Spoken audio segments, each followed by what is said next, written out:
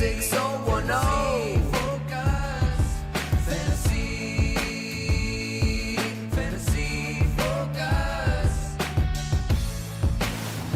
What's good, friends? Welcome into Fantasy Focus Football, presented by Little Caesars. Here alongside Field Yates and Mike Clay. The boys are back in town, here for a fun Wednesday show. It is a great song, right? It's yes, a good it is. one. Yeah. Mike, we haven't seen you all week. Field and I have been hanging out because we care about our jobs and the people at home. So how is it for you showing up midway in the week? I mean, it's better now because when I left last week on Friday, there was no pizza. And now I come here and there's pizza everywhere. Now there's pizza. Which, I mean, is a good thing in general, but also, like, it makes me want Little Caesars pizza. So can we actually get some pizza in the studio? Yeah. That would make this way better because now I'm just going to be hungry. Instead of looking at you and your handsome face, I see that Little Caesar guy behind you. Oh, okay. So now I know you're not making eye contact with me. No, I'm you're making eye contact with yeah, Mike, why are you looking so soulfully into my eyes? Yeah. It's the pizza. It's not you. It's That's the what pizza. it Thirsty, is. just not for Daniel. Yeah. That's right. You get it. She's not here today, but just want to say a big congratulations to the legendary Stefania. Yeah. Bell. ESPN Absolutely. a few minutes ago was re-signed to a very well-deserved contract. Pumped for Stefania. As you guys know, she's a lovely human and really sets the bar. She is the person who created this industry of sports analysis, injury analysis within the context of fantasy football. So incredibly well-deserved for Stefania. Hopefully, Stefania, you're not listening to this because you're like drinking champagne in like a foreign country to celebrate the new deal. But if you are listening to this, we all love you and congratulations. Yeah, absolutely. The only surprise was I just assumed she had a lifetime contract. Right. That's the Good surprise. point right there, Mike. Yes. We got a big show planned for you guys today. We're going to do a little gut check name game. We also are going to do a little bit of stock up, stock down. I want to kind of figure out where you guys are at on a handful of players. Yeah. And then we got to pay off some board bets and our start of the week. Daniel, I heard we're having tech issues. Maybe not. I like all the things I'm hearing right now. I can't wait for all of this. We got a lot. We got a lot on tap. Maybe not. First and foremost, though, let's talk about our friends over at Trophy Smack. Head on over to TrophySmack.com. Use the promo code FOCUS10 for 10% off your order. Get a belt, get a trophy, get a chain, get a ring, get a toilet seat, get any of the things that you want for your fantasy league. It's going to be a ton of fun. Being able to make sure that your league has something to take home at the end of the season. Trophies and pizza. I mean, can we Does it get any better than that? No, it really can. All right, well, let's dive into our first thing. And before we do this little gut check name game, I figured we should start with the idea that we've got a quarterback change right now. Joe Flacco. Flacco, to be clear. Actually, when he's getting benched, it's just Flacco. Okay. Yeah. Joe Flacco, back to Flacco unfortunately being benched. Dillon Gabriel going to get the start against the Vikings. How does it feel? You said unfortunately. I don't know. Do we feel like it's unfortunate? It can't be much worse. That's a great question. Do you think it gets better with a rookie quarterback rather than with Joe under center? Well, I don't think it can get worse. Yeah, to Mike's point here. So let's just look at the numbers because I think this really, people are probably asking if you have Jerry Jeudy. By the way, Cedric Tillman was placed on IR yesterday, so he's no longer a factor, at least for 4 weeks. But if you have Jerry Jeudy, you're looking for some optimism. Can there be any for Jerry Jeudy? I don't know. He is 5th in routes so far this season. That's good. That's right? great. We like that number. That's a big number. Unfortunately, he's 61st in fantasy points per game. It's just 7.8 points per game. He's got a 20% target share. So there's kind of two factors that have been working against the Browns' top receivers so far this year. One is the offense has been unbelievably poor. The second thing is that last year, a lot of the targets were saturated towards Jerry Jeudy and David Njoku. Both of those guys have taken a hit. I'm not here to tell you that Dillon Gabriel solves all of the issues for the Cleveland Browns, but maybe this kind of reminds me of where we were at with Carson Wentz and J.J. McCarthy. Like, it can't get a whole lot worse for Justin Jefferson. Maybe it can get a little bit better. 1 game in it was, or I guess 2 games in with Carson Wentz. But, this last game was good for Justin Jefferson. Maybe there's a little bit of a chance that Jerry Jeudy can bump back into, like, borderline top 35 wide receiver territory? Yeah, it's going to be interesting because looking at Gabriel at the collegiate level, and you could speak a little bit more on this, but very conservative, but highly efficient within that conservative game, right? Yep. Average depth to throw very low, but his completion percentage was terrific. His efficiency numbers were outstanding. So good runner hopefully too. he could adds a little bit with his legs as well. So that's something obviously Joe Flacco didn't do that Gabriel can do. So a little more scrambling maybe takes away a couple targets for the pass catchers, but maybe he completes more passes. I will say this, the schedule so far, if you look at the opponents, you think that's pretty tough. But if you look at actually how those defenses have played statistically, the Browns have had the easiest fantasy schedule so far. Are you serious? And still, they have 6 total touchdowns in 4 games offensively. So it's been rough. And again, that's why I kind of say it can't be much worse than it's been. They're already terrible in terms of producing offensive yardage and touchdowns. So I'm We excited. gotta get through this It was a weekend. much needed change. Yeah. I feel like our optimism is sensed in all of our voices. There isn't a whole lot of it. The best case you can make is just that it can't get worse. There's one guy on the Cleveland Browns I feel very comfortable starting, and it's just one, and it's Quinshon Judkins right now. And Judkins, you can make the case that like he's been able to accomplish what he has in 3 games in spite of the surroundings, right? You would think that when you can't throw the ball at all, teams would just bottle up a running back. They've been unsuccessful in their efforts to bottle up Quinshon Judkins. So the youth movement is officially on for the Cleveland Browns. Yeah, we were a little surprised that he just was away from the team for so long and then immediately took on a massive role. Well, we're seeing why, because he's just on another level of these other players. And by the way, I talked about the schedule. You're right. They play Minnesota this week, Sunday morning. So that's going to be very hard. And again, is a reason to avoid pretty much this entire team. You know, maybe like Njoku and Judy are borderline starters, but aside of Judkins, a lot of Harold Fandon too. Really falling off, right? Cedric Tillman's out. DeAndre Carter's out. I mean, you're going to see perhaps more Njoku and Fandon involved in the passing game. But there's just not a lot to like here. Isaiah Bond, could get some more work, could be a deep dynasty breakout player. So it's a rough go right now. Yeah, I mean, look, I'm looking at Njoku right now. 14% target share, 6.7 fantasy points per game. That's 26th at that position. So wow, look at this. Look at Njoku. I thought I was a numbers guy. Look at all these numbers. Spreadsheet up. Yeah, Mike taught me some stuff recently. I've been working on pivots and tables and such. So don't you worry about it, Michael. I talked to intimidated. I talked to your friends over at the Nerd Lab. Nerd Lab. Yes, that's what it is. Yeah, that's where I get all my stuff. Yeah. Not great for David Njoku, unfortunately. But Yeah, hey, not hopefully maybe Dillon Gabriel just breathes a little bit of life into this offense. Maybe that's all we're hoping for. What do we want from these guys? Like, we don't expect Dillon Gabriel to be a fantasy starter. Just get the ball in the hands of the pass catcher. Playmakers. That would be nice, yeah. Be conservative if you need to. Put the ball in their hands. That's all we're asking. Yep. I'm with you on that. All right. Let's talk about a little bit of gut check time, my friends. We each brought a handful of players to the table. Yep, that are moving. We're going to talk about how we feel about them moving forward because there may have been some struggles so far to start the season. We may choose to do a little name game here or there, but Field Yates, I'm going to start with you. Yeah, I understood the assignment as this, which was players who are moving up or down in the ranks for this week. Is that? Yeah, me too. That's how I attacked That's fair. Okay, so that is the conceit that I was working with. So my 3 players, it's a mix of up or down. I think that's the same for each of you guys. Correct. This guy has been awesome so far this season, and yet he still might be trending up this week, and that's Garrett Wilson, Jets wide receiver. Yeah. Who, by the way, Garrett Wilson through 4 games is 2nd in the NFL in catches. Yeah. He's 3rd in the NFL in targets. He's 5th in fantasy points per game amongst wide receivers. So you're probably saying to yourself, like, what's the analysis? The analysis is he plays the Dallas Cowboys, who anybody who watched the Dallas Cowboys so far this season knows they are the gift that keeps on giving, specifically to wide receivers. We are now 4 games into the season for every NFL team.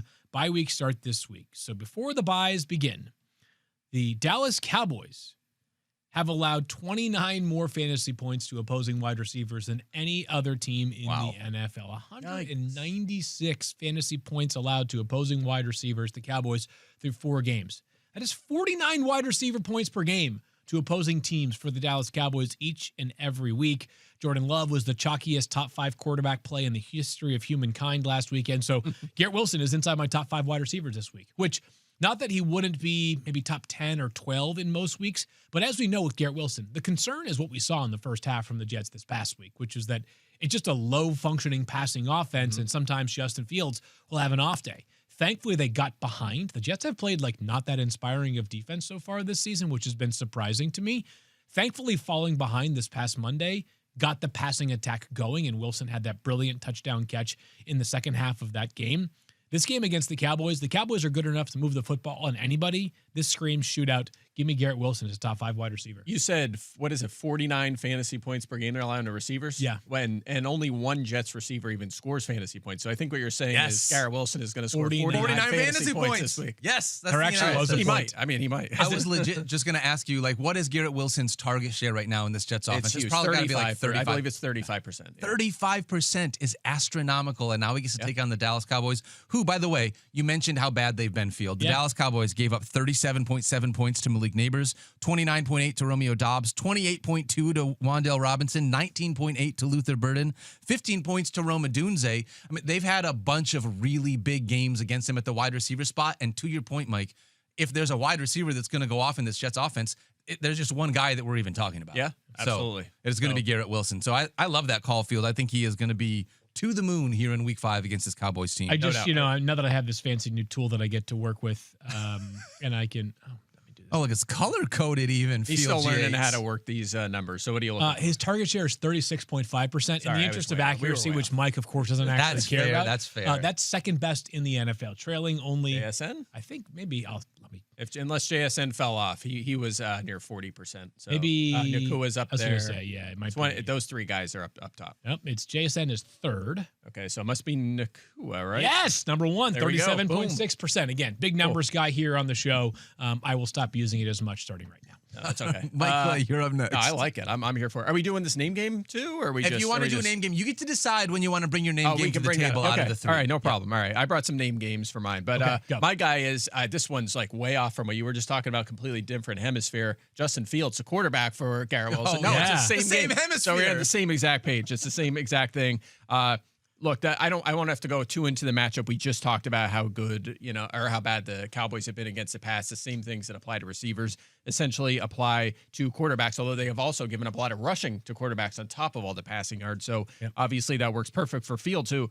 2 full games so far this season, 29.5 fantasy points against the Steelers in week 1, and then last week against Miami, unsurprisingly, crushed them 27.1 fantasy points, massive rushing totals in both of those games so far, but also 200 plus passing yards and a passing touchdown in both of those games. So I have Fields number 2 in my rankings after removing Lamar Jackson, who we'll see, but it doesn't look like he's going to play.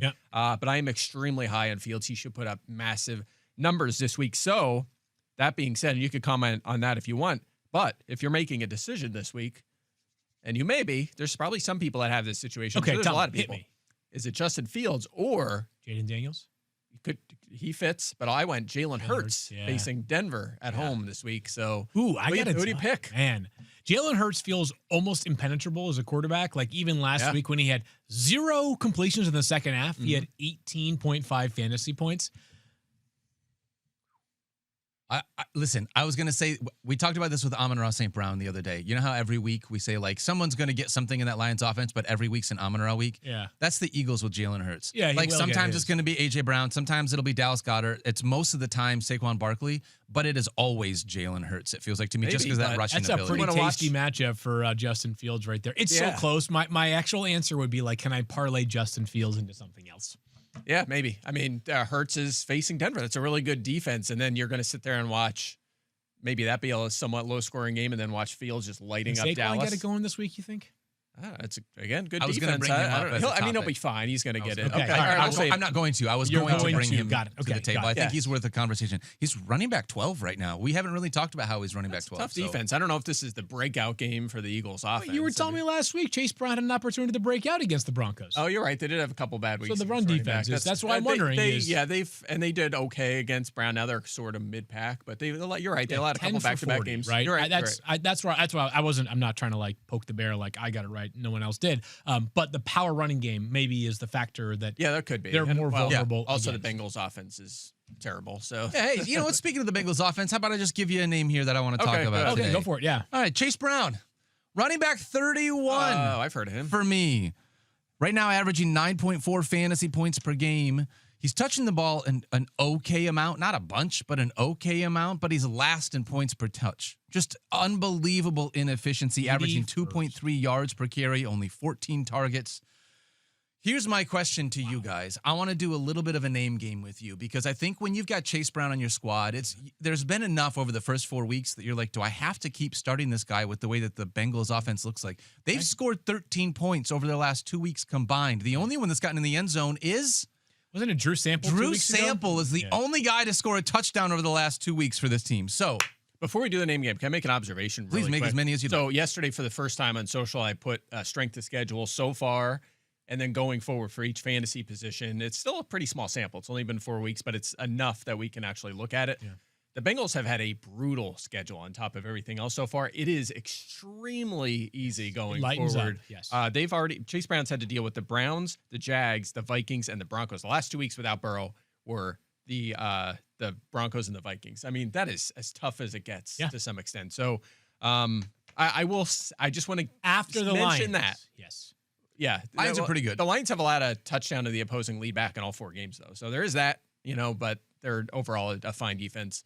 But I just want to point that out because there is some hope here that they could at least be competent, which they have not been the last couple of weeks. Go ahead. You must have not watched any of those Bengals games then for you to say there's hope for competence in this offense. Well, yeah, there is when they play normal defenses. Oh, okay. Or Got easy it. defenses. Okay, all right. And it's going to be, again, one of the easiest fantasy schedules going forward based on what we've seen through 4 weeks. I'll allow it.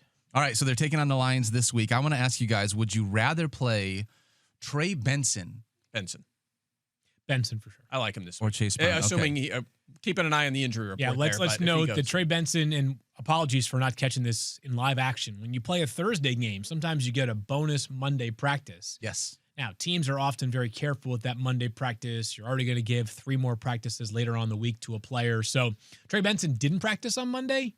There was no injury report associated with it. So maybe it's simply rest, but we'll at least monitor it after he missed, I think, the final drive of last week's game as well. Yeah, and he was, again, tough matchup. We talked about it last week against Seattle. He gets Tennessee this week, so very appealing matchup. Good matchup. Could be a breakout game for Trey Benson if he's able to go. All right, what about Chuba Hubbard taking on the Dolphins? Chuba Hubbard or Chase Brown? Chuba Hubbard. Yeah, against Miami, yeah. What about J.K. Dobbins or Chase Brown? Would you rather J.K.? It's a tough matchup for J.K. Taking on Philly against the Eagles. Only 1 catch this past week for J.K. That's close, though. I have Brown.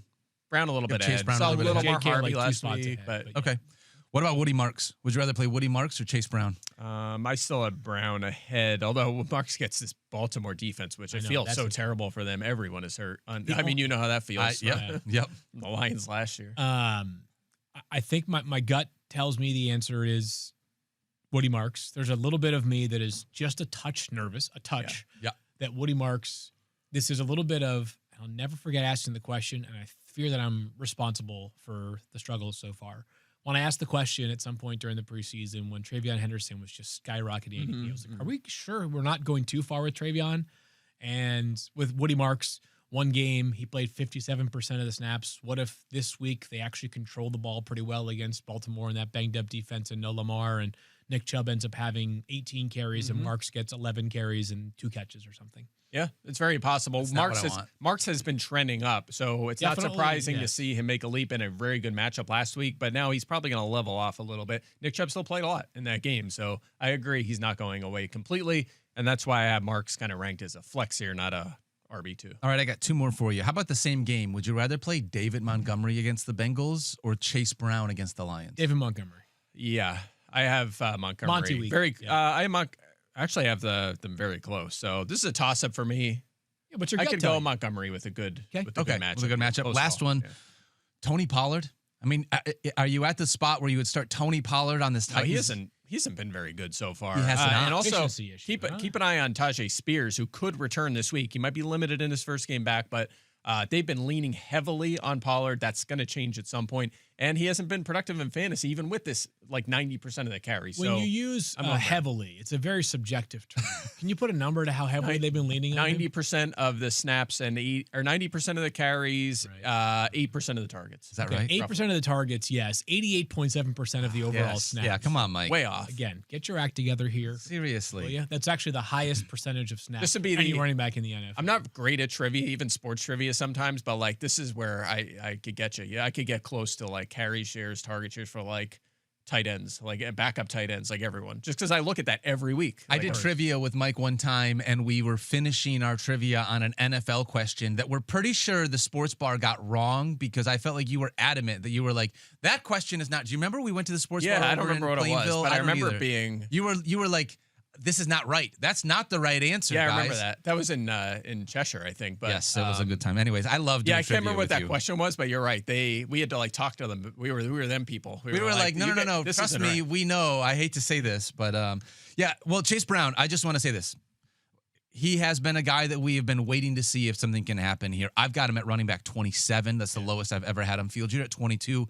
Mike, you're at 21. The idea that Chase Brown, when bye weeks start, there's no Bijan Robinson, there's no Josh Jacobs, there's no DeAndre Swift, and we still have Chase Brown outside the top 20. Warren, no Jalen Warren. Yeah, it just look, lets you know how bad it is. Hopefully something turns around, but the Bengals just need to trade for a quarterback. Yeah, this is going to be in the playbook today, but tomorrow. But there's reason for optimism here. He's still playing 74% of the snaps. Last week, even in, again, very bad situation, he still had 71 yards. He averaged 4 yards per carry. I mean, it's a point in the right direction. So if the schedule does free up a little bit and he's still getting 15 to 17 touches a game, I think he can get back into it. I think it's this chair.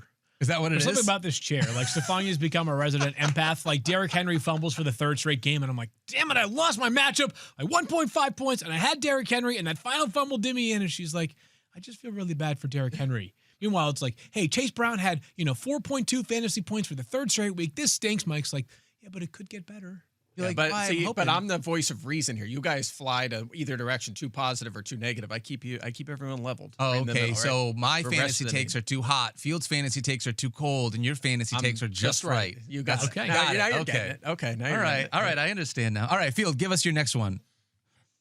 I was going to make a joke, but I'm going to refrain from doing so. Save it for when you got to do Arthur stand-up Juan later in Brown. the week. A.J. Brown. Yeah. Arthur Juan. No drama there at all. Everything's trending down. So we do know that. So this is pretty crazy to me. Is if you look at A.J. Brown's targets over the past 3 games, because week 1 he was a non-factor. Mike can probably give you an exact number. Based on the drama, it's probably like 3, 2, and 4, right? Right, it must be. That's probably his target. He's actually 7th in the NFL over the past 3 weeks in targets. He has been very heavily 9 or involved more in all 3. Yeah. In the Eagles passing game, 9+ targets in 3 straight games. The problem is not all targets are created equally. And if you look at the 40 players, of the 39 players inside the top 40 in terms of targets this year, the reason why I say 39 versus 40 is there's like a bunch of guys tied at number 40. It would have gotten the number to like 47 instead. Brown's reception percentage is 3rd worst. He's catching just 48.3% of his targets. So if you're getting a lot of them and you're not catching that many of them, it makes the target number a little bit less important. Whereas Puka Nacua is catching like 84.5% of his targets. Every target he gets is basically money in the bank. A little trivia here before we talk a little bit more about Arthur Juan Brown. Can you guess the only 2 receivers inside the top 40 of targets who have a lower catch percentage than A.J. Brown, who's at 48.3? Calvin Ridley. Okay, no. Oh, no. 48.3. Yeah, so it's 2 factors here. You got to be inside the top 40 and also have a low catch percentage. So Ridley must be outside the top 40. Tedero McMillan's at 50%. Yeah, that's a good one. He's at 36 and 18. His name has already been mentioned once as one of them on the show today. Jerry Jeudy. Yes. Oh, good one. Okay. I was like, what wide receiver did we talk about? One more. Just think about struggling guys who came into the season as top 20 picks. Struggling guys came into the season as a top 20 pick. He is a wide receiver that's not doing well. No, he's have enough targets. Okay, Brian Thomas Jr. Oh, obviously. Of course. Right? The problem is I have blocked out all mention of Brian Thomas Jr. in my brain. I don't even want to think about it. That's a trivia I can't do. I don't know. Low. That is tough right now. What do you...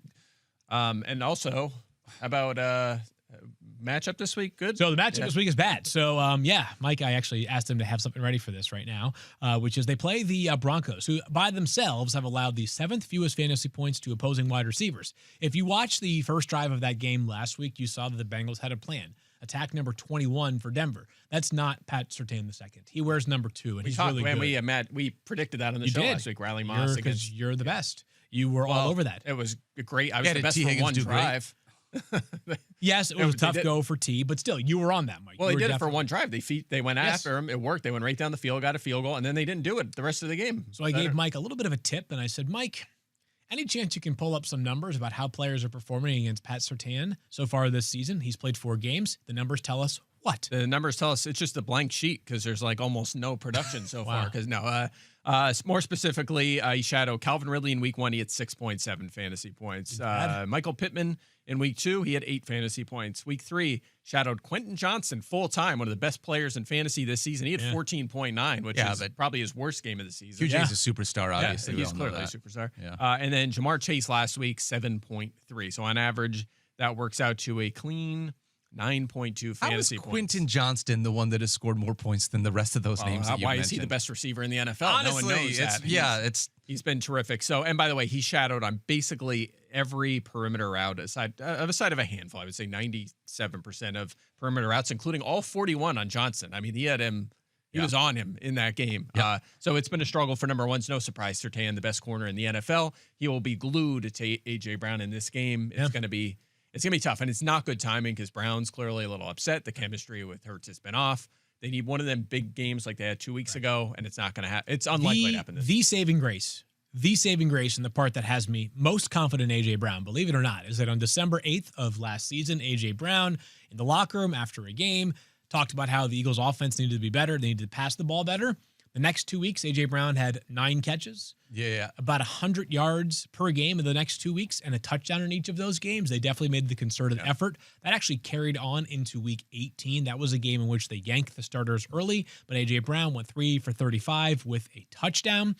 So I don't think the Eagles are going to allow this to fester a whole lot longer. It wouldn't surprise me if one of the very first plays of the game, if not the first play of the game, is a target towards A.J. Brown. That being said, this is a huge, huge challenge they are facing against Denver. I feel like I need the Eagles, and it's not just the Eagles, but there's a lot of situations where it's like, maybe this is going to be a bad analogy, but I want Philly to treat A.J. Brown the way that James Harden plays basketball, where it's like sometimes it's like a 3. He plays for the Los Angeles Clippers. He was on the Thunder, Sixers, Rockets, He was on the Sixers, Yeah, actually good pull. But this is the thing. Like he's either shooting a 3, give A.J. Brown that deep target, or he's taking a layup. That's what's frustrating to me is like, especially when you have Jalen Hurts, who just like the dude can stay calm all the time and just keeps doing what he has to do to get the team to win, whether it's hand it off or scramble or throw to, attack a secondary, whatever it might be. He's so good at that. A.J. Brown, just his memory, it's like he forgot. Remember 2 weeks ago, he had a massive game. Then he has one bad game, and we're right back to the Mike. He just forgot already. Remember after the Super Bowl, they won the Super Bowl, and what did he say? He's like, I can't even enjoy this because he's just like on to the next thing. Wasn't it? It's our buddy Denny Carter who has that very funny tweet about like wide receivers on Twitter. Yeah. But A.J. Brown is the first play, like the epitome of that. I mean, it's kind of frustrating because this team is so good. We don't care about that. Stay in Wins your lane, are for losers, Mike. We want stats. Stats are the ones that we want. I mean, that's what he wants. Yeah, yes. It is frustrating because he is so good and he's such a big part of a Super Bowl winning team and one of the best offenses in the NFL. But man, so A.J. Brown is at almost wide receiver 20 for me this week. Yeah. Who's next, Mike? Spot. Up or down? All right, next up for me, we're going to talk about Javonte Williams. Yeah. Oh, okay. So Javonte Williams, at least 19 fantasy points in 3 of 4 games, had 12.2 in the other. So he's been terrific so far. Top 8 at running back in. Get ready. Rushing yards, rushing touchdowns, carries inside the 5, targets, catches, touches, yards, total touchdowns, and fantasy points. That's a lot of stats. Pretty good. Yeah. They're playing the Jets this week mid-pack against running backs, despite the fact that they face the most running back carry. So a little bit of a tougher matchup here for Williams. So I have him at 10 this week, and the name game I'm going to put him up against is some guy you may have heard of, Derrick Henry. Javonte Williams or Derrick Henry. No Lamar Jackson, we're assuming, but either way, even if he plays, he's playing against the Houston Texans this week. It's been a bit of a struggle. So he is starting Javonte or Derrick Henry. I've got Javonte at 10 and Derrick Henry at 13. And I think I would start. I'm starting Javonte Williams as well. It's a middle of the pack matchup on paper for the Texans. I am just worried that with Cooper Rush starting, this is the proverbial thing that we talk about with the Ravens when Lamar is out there. Pick your poison. Mm-hmm. This week, there is no poison to choose between. You just load up on Derrick Henry and say, if Cooper Rush is going to beat us, that's fine. Yeah, no doubt. And Henry's already been slowed to some extent. He had, obviously was a big week 1. He had another touchdown. He has 3 touchdowns so far, 2 of them in one game. We did see 3 targets last week, which for him is a big number. You kind of hope that if Rush is in there, they do lean heavily, and maybe he'll throw it a little bit more to the running back, and we see a random 5-target Henry game. I think that's your hope here. But the bottom line is Javonte is outplaying him easily so far in fantasy, and it's just a more appealing fantasy option. I am unfortunately with you on that. If I was any team that was taking on a Cooper Rush-led offense and Derrick Henry was the running back, I would just put 8 men in the box every time and say, go ahead and beat us, Cooper I would Rush. put 11 in the box. Just let that See happen. what happens. Yeah. And I'm not saying that's wrong. I will say this. Cooper Rush was below average, but fine in place of Dak he kept Prescott CeeDee Lamb. Like, I wish Cooper Rush would get traded to the Bengals. Yeah, he was and like do what he did for receiver CeeDee 14. Lamb. Yeah. Remember I think that? Lamb was 14th in fantasy points with Rush last year. Take that every day of the we'll week. take that compared to the disaster of some other situations. So at least there's some chance. Although it's kind of funny going from Lamar to, and by the way, Baltimore has often kept like dual threat quarterbacks as their backup. That is not the case with Cooper Rush. This is going to be stylistic change. Yes, when's the last time? Joe Flacco was probably the last time we saw yes. Baltimore have Huntley for a long time. RG3, you know. But like a pure packet passer. We haven't seen that in Baltimore in a while. It's going to be different. Speaking of disastrous situations, let's go back to the Bengals, guys. Why not? Jeez, you are just like a glutton for punishment today. Didn't you do this yesterday? We did, but here's the thing, Mike. I actually wanted to bring these back to the table because you weren't here to be able to talk about what you think about the Bengals and their projections you moving want to upset forward. me as well. I need to be part of the sad story. Misery loves company. Yeah. Jamar Chase has under 9 fantasy points in 3 of his 4 games. The Bengals have scored 13 points with Jake Browning as their starting quarterback. 13. This is rude. His value has just cratered. Yeah. And it feels like this is a situation where you look at these last 2 games with Browning under center. Defensives has scored 76 points against the Bengals. Like, game script is in the favor of all of these pass catchers in this team, and it's just not turning into production. Where do you guys, in going into week 5, have Jamar Chase ranked? Because I think this is the week in which we probably have the biggest discrepancy. Yeah, we do. And he's probably the lowest that he's ever been in any of our rankings. Where are you guys this is fun. Board bet time. I've got him as wide receiver 27. 27. Yeah, you're way down. I'm at 10. I'm on the opposite side. I could have went higher. Wow. I'm going to do the same thing I just did with Chase Brown, give you some reason for optimism. Okay, I'm at 18, so you tell me why I should be more optimistic. First of all, can I give you the reason for pessimism? You want to do that first? Yeah, Jake Browning. I'm done. You're done with Jake Browning? No, I'm done with the reason for pessimism. Yes, okay. Jake Browning. I first of all, again, 2 terrible showings from that offense the last 2 weeks. Again, I said it before, Denver, Minnesota, brutal matchups is about as tough as you can get. The schedule goes to 3rd easiest going forward for Bengals wide receivers. Remember, 3 weeks ago with Jake Browning, he caught 10 passes against Jacksonville. He had a huge game. Also, if you look at 2023, Chase was, I know you laid this out yesterday, not great with Jake Browning, but better than he's been the last 2 weeks. He had a 21% target share that season, which is very low for Jamar Chase. This year is 33% target share with Jake Browning. So 1/3 of the targets are going from Browning to Chase. That's reason for optimism. And finally, specific to just one more thing. You go. They're facing your Lions this week. Yes. The Lions could have presented a tough matchup. However, they are in tough shape at cornerback right now. DJ Reed is not going to play. Terry and Arnold, I don't think he's going to play. I don't think he's going to go either. That's tough. Yeah, we'll have Amik Robertson on the outside rather than playing in the slot. Yeah, and this is going to be a massive matchup edge for the Bengals here. The only saving grace for the Lions is the fact that so it's Jake Browning in the offensive line. The Bengals have a 44% pass block win rate. Yeah. Right? So for those that don't know pass block win rate, that's really bad. You need to be able to hold your block for at least 2.5 seconds. Okay. That means that more often than not, players are like someone on that offensive line is not doing that. It's the worst in the NFL. Yeah, that's bad. It's going to be tough for plays to develop downfield unless they're just going to do these screen passes or quick slants or something right off the bat, because this Lions, I think, defensive front, they just sacked Lamar Jackson 7 times. What do you think they're going to do with Jake Browning in this Bengals offensive line? It's a tough one for me.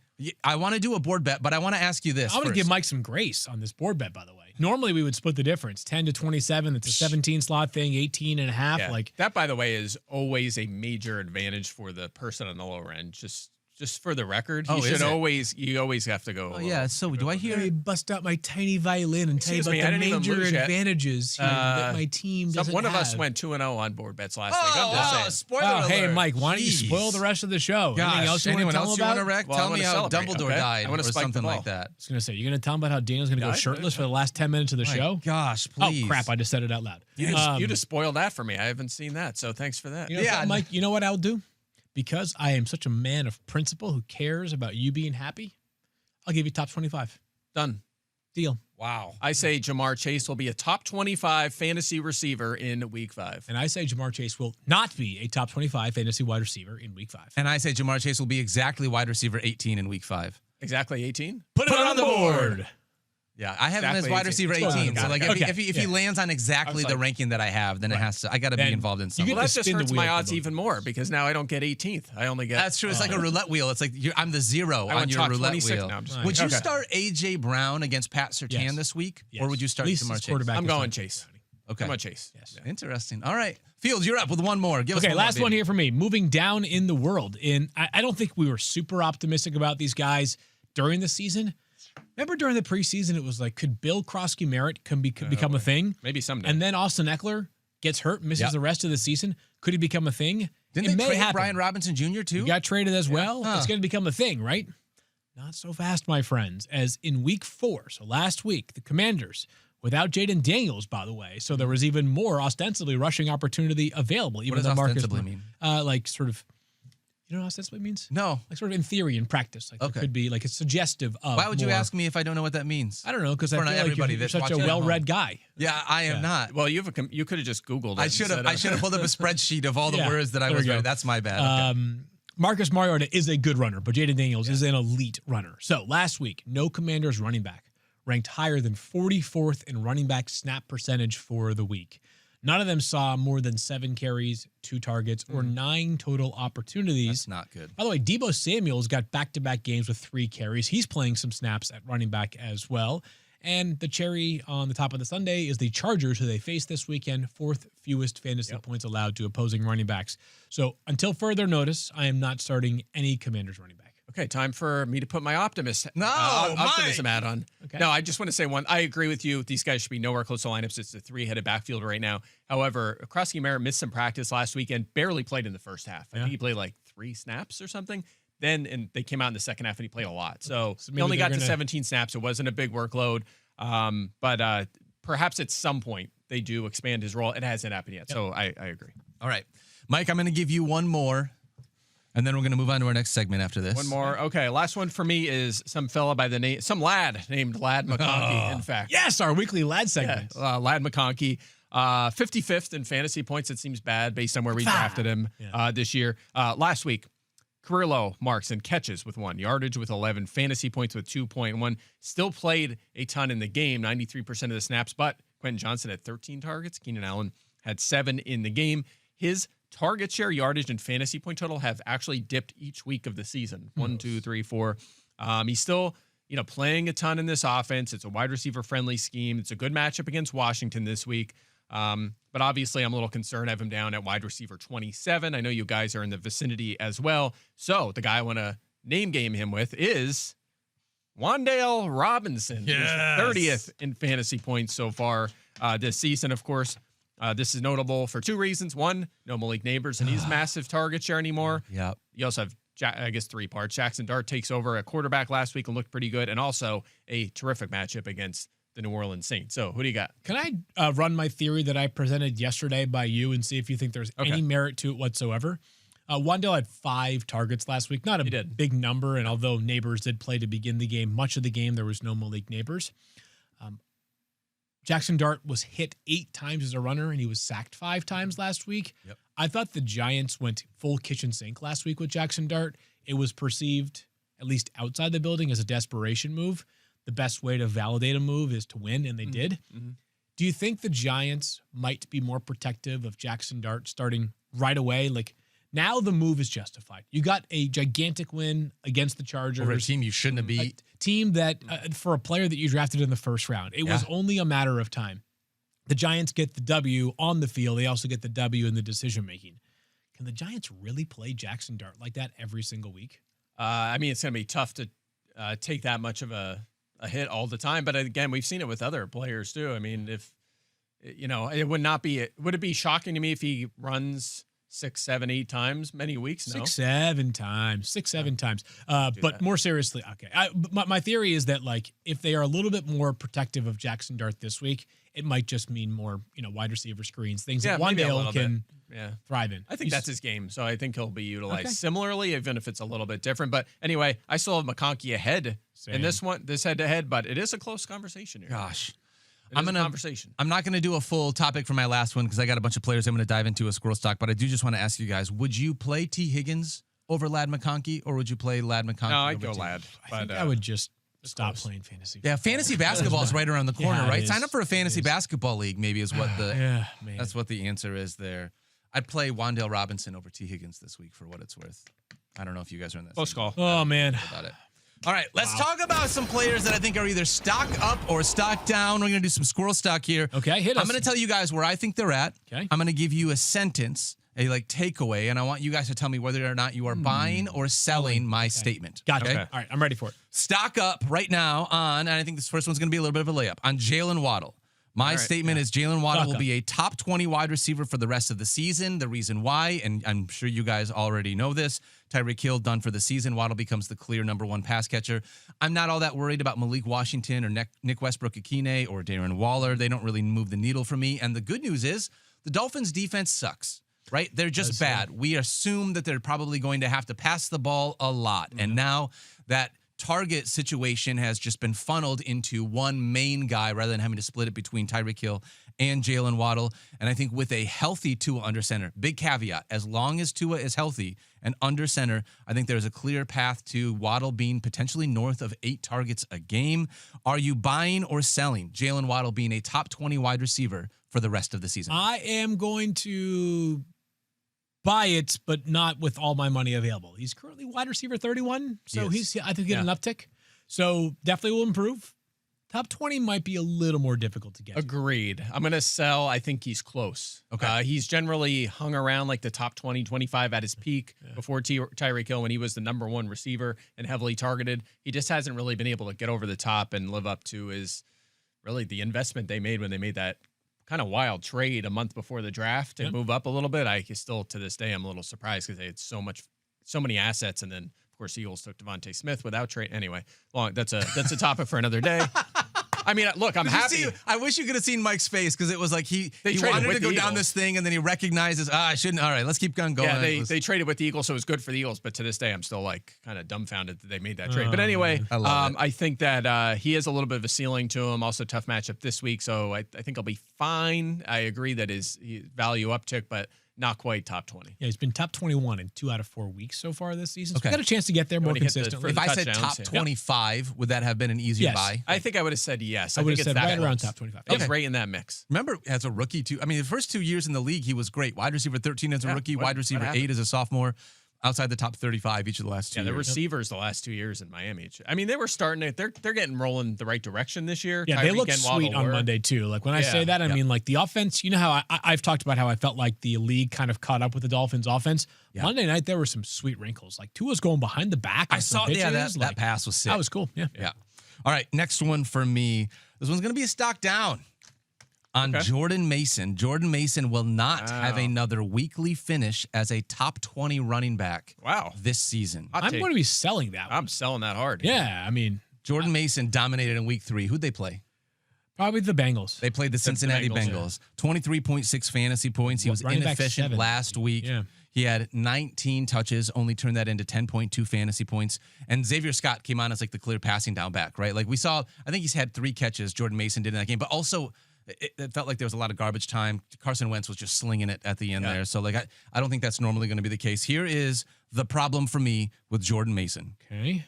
Week 5, they play the Cleveland Browns. Yep, tough one. Yeah, second fewest fantasy points to running backs. I know Jahmyr Gibbs just looks really good, but if you're going to compare Jordan Mason to one of the 2 Lions running backs, are you comparing him to Jahmyr Gibbs or David Montgomery? Craig Reynolds. Oh, David Montgomery. Yeah.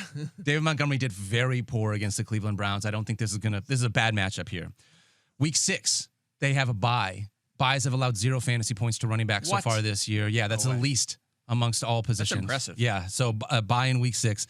Then they take on the Eagles, mid-pack against running backs. Yep. And then the Chargers, week 8, 4th fewest fantasy points to the position. And the Lions in week 9, 8th fewest fantasy points to the position. And somewhere in there, there's a chance that Aaron Jones returns from his IR stint where he's been dealing with a hamstring injury. So knowing that Aaron Jones is likely going to return sometime soon, it's going to go back to being a committee. He's not going to have the full-time role to himself. And 3 of his next 4 games, including a bye week in there, are against teams that are top 8 against the run.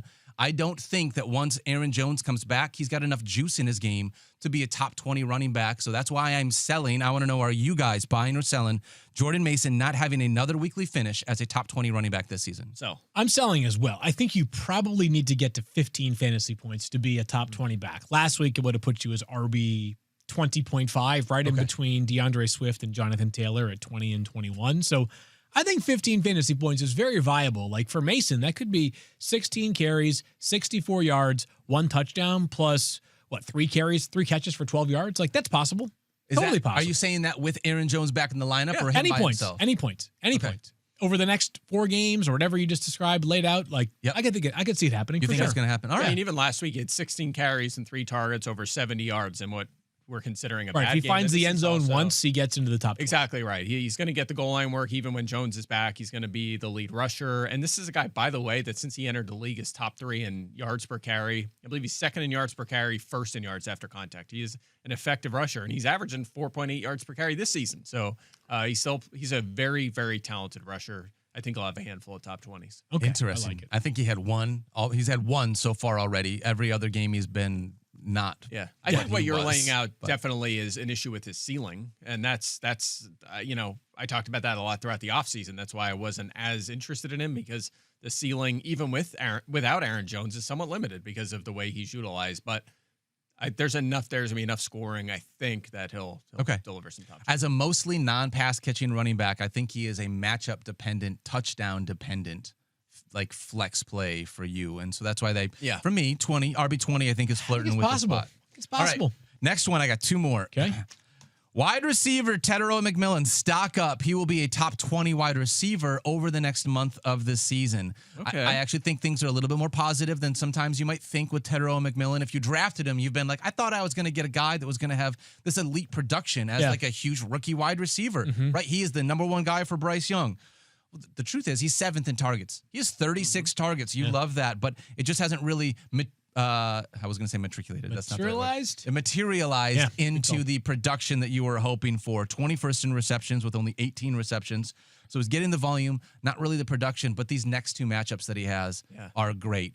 This week, Bryce Young gets the Dolphins, and we have been waiting for anyone to be able to play the Miami Dolphins at the quarterback spot. Hopefully that can help unlock some of this chemistry between Bryce Young and Tetero McMillan. The week after that, they get the Dallas Cowboys. It's like they get 2 Christmas gifts right in a row, which is fantastic. Week 7 and 8, they get the Jets and the Bills, so it gets a little bit tougher. However, I think these next 2 weeks really jumpstart Tetero McMillan's ascension into being a more trustworthy fantasy wide receiver. So I want to know if you guys are buying or selling Tetero McMillan being a top 20 wide receiver over the next month of the season.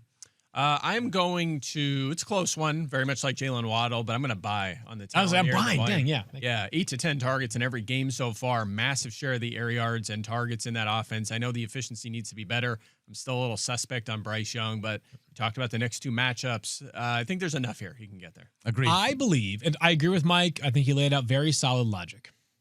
I believe the next 2 games are make or break for Bryce Young as the Carolina Panthers' future quarterback. Yeah.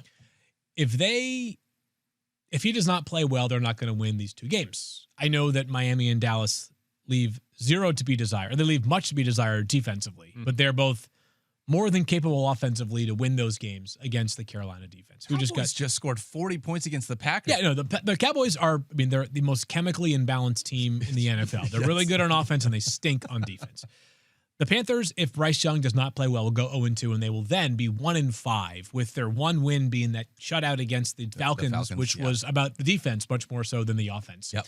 If Bryce Young does not have a really solid season this year, the Panthers are going to have no choice but to heavily invest in a quarterback this offseason, because after 3 years, if you're still wondering whether the kid is the real deal or not, in the culture that we are in now in the NFL, the answer is no.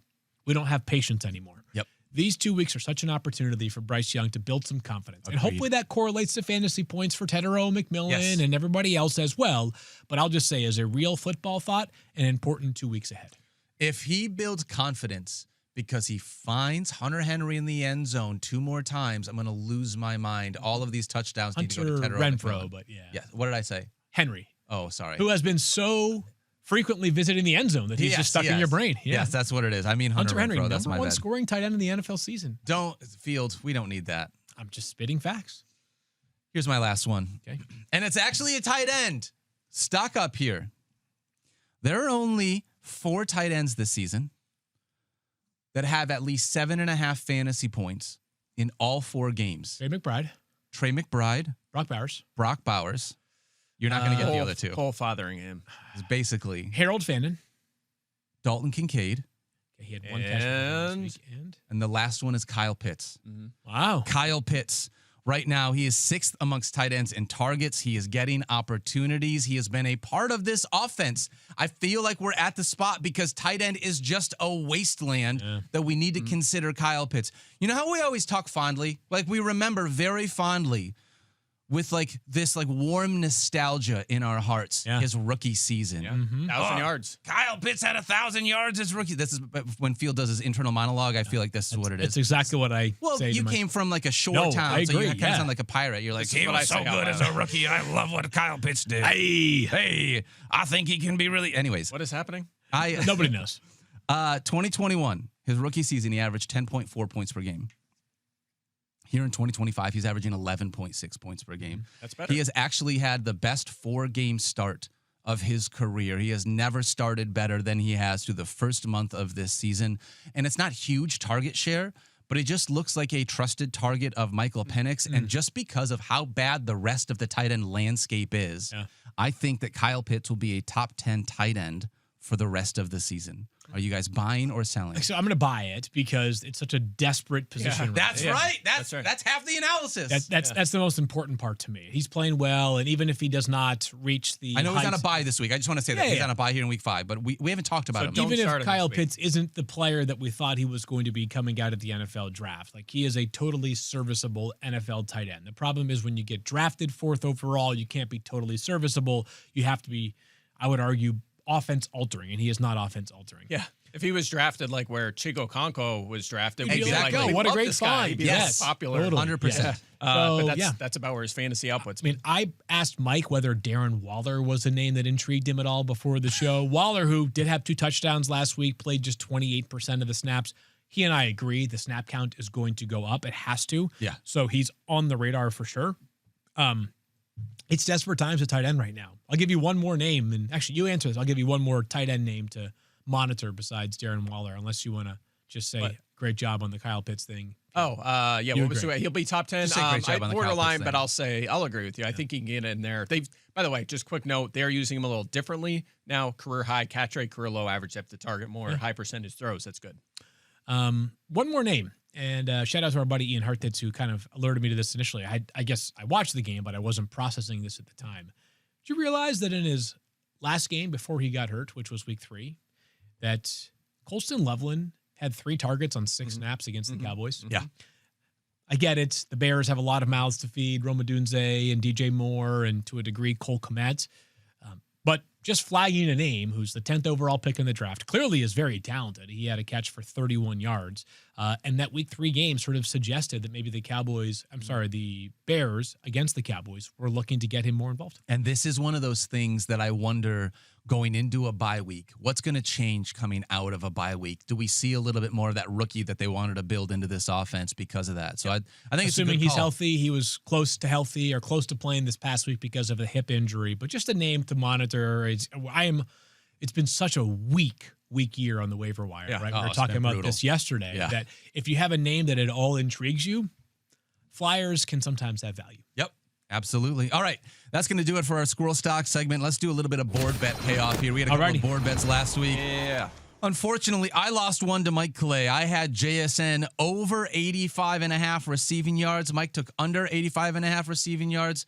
If they had thrown the ball to him in the first half at all, he would have topped this, but he only had 79. He was lucky to get even that close. Wow, that was a lot of late game. Did you hear he just called JSN lucky? He had 3 straight 100-yard reception, 100-yard games. Yeah, and what did I tell you? You can't. it's so hard to do that 4 weeks in a row, and there's your proof. Yeah, so I lost that board bet, So unfortunately. congrats to Mike on this. Thank you very much. Also, but can we just talk about how good JSN has been? He's awesome. He has been rules, yeah. unbelievable with Sam Darnold. Top 10 wide receiver in fantasy right now. And by the way, Sam Darnold has been playing awesome ball. Great. We said that prior to the game last week. Minnesota would love to have Sam Darnold back under center right now. Yeah, it would. Yeah. All right, end of sentence. All right, let's move on to the next one. We had another board bet, Ashton Genty. This was between Field and Mike. Ashton Genty was going to be either inside or This one was outside the top close. 20. Yeah. Where did he finish for the week, Mike? This is he finished number 1, guys. RB1. Okay, so he was inside the top 20. Yeah. So I feel like this is one where I get 2 wins, like we were talking about the touchdown. Contest where if they score twice, you get double the points. I should get double. The points. I agree with you on that. If they finish, you say he's beginning top 20 and he finishes as the number one player. Yeah, I think you should get 2 points for that. Yeah, board bet. and I think we'll talk about him more over the next 48 hours. Good to see that. Huge, helps us feel better about him, but still some concerns here. I don't know if you guys talked about this already. Still, we need a little more if this is going to sustain, especially in the passing game. Where he had 2 targets. Yeah, and they just lost Colton Miller, I believe. Is that Colton Miller, their left tackle, who is their best offensive lineman. Some would say the only good offensive lineman the Raiders have. If you are looking for a little bit of optimism for Ashton Genty this week specifically, the Colts haven't faced a lot of rushing attempts because they have been playing with the lead for much of this season. Yep. But they are bottom 6 in yards before contact per carry this season. Mm-hmm. That checks out. Again, not as much volume as your average NFL team, so a couple of big runs could skew that data a little bit, but that same logic applied to why there was some optimism last week against the Bears, and it resulted in Genty playing much, much better. And you just hope, because I'm with Mike. I'm not like, hey, this is back to being a top 5 running back like we hoped for coming into the season. You just hope that one game can not just sort of spring some confidence into Ashton Genty, but also make the Raiders kind of acknowledge, like, all right, if we have any chance of competing this year, and they lost last week, but if we have any chance of competing offensively, we're going to need Brock Bowers to be great, Kobe Myers to be very good, and Ashton Genty to be one of the busiest running backs in the NFL. Well, as a part of that, Geno Smith needs to be able to I feel like, be able to find his trusted pass catchers. No offense to Trey Tucker, but like I want the ball to go to the guys that we want the ball to go to. So let's hope we get there. All right. We're going to have to spin the start of the week punishment wheel. Oh, are we? Field Yates. Unfortunately, I believe the streak comes to an end. You are the one. Yeah, I had 2 in a row. And I believe this week, if you want to throw them up there, do we have a full screen with where we finished? I totally fell my place. I'd done 6-0 to start, and now I'm 0-2 this week. What the heck? Geno Smith, Dalton Kincaid, you had 1 catch, went for a touchdown, but 9.8. So I ended up with 32.68 fantasy points with Geno Smith, Tony Pollard, Darnell Mooney, and Dalton Kincaid. Mooney did get hurt. Doesn't matter for this game. That's how it works. Mike won the week. Yeah, wow, this was not close. I had a good week. I had a good week on all accounts. Baker Mayfield, Quinshon Judkins. Actually, Mayfield got off that slow start, so I was lucky to get there. Judkins, T. Higgins was a dud, but got me 6 points. And then T.J. Hawkinson, which 7.9 doesn't seem good, but also was almost the highest among the tight ends we chose because tight end, as you mentioned, not great. Not great at all. Great, Bob. Boy, you should have started Jaden Higgins. If you said that, I meant Jaden Higgins, not T. Higgins. You actually would have had a good one. He got in the end zone. All right. All right, Daniel, and then I was in the middle of the pack. Yep. All right, here we go. My first time doing this. I'm a little bit nervous. Right, not going to lie to you. All right. Watch I get respin or something like completely lame. Chat picks. The chat gets to choose your lineup, your quarterback, running back, wide receiver, and tight end. They picked all. Yeah, pick them all. Yeah. All right. Well, chat, I'm depending on you guys this week. I know you got this. Let's see. Right. We're going to find out if chat likes Field or dislikes Field when we find out the picks that's a good point. You know what I mean? We gotta lay out that's a good question here. Is the hope for the chat? Like, are you guys playing to win or are you guys playing to lose? Yeah, to some extent, it has to be competitive because if you need to be. You can't put Joe Flacco. If it's terrible, you're gonna. Oh yeah, well that's true. Here's the question: they need to determine if they want you to be punished again or not. Yeah, that's true. So if they want you to spin the wheel, that's true. I mean, honestly, like there's a part of me that is like, yeah, the spirit of the game should be to try to win, and then there's part of me that's like, what the hell is the spirit of the game? They can do whatever they want.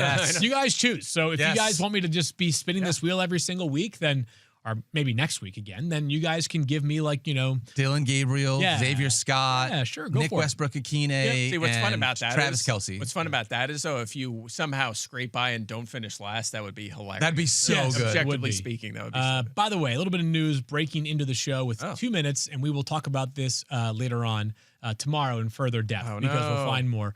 Adam Schefter says Bucks running back Bucky Irving is dealing with a foot sprain. No way. He was spotted today at practice on crutches and in a walking boot. So much more to come on that.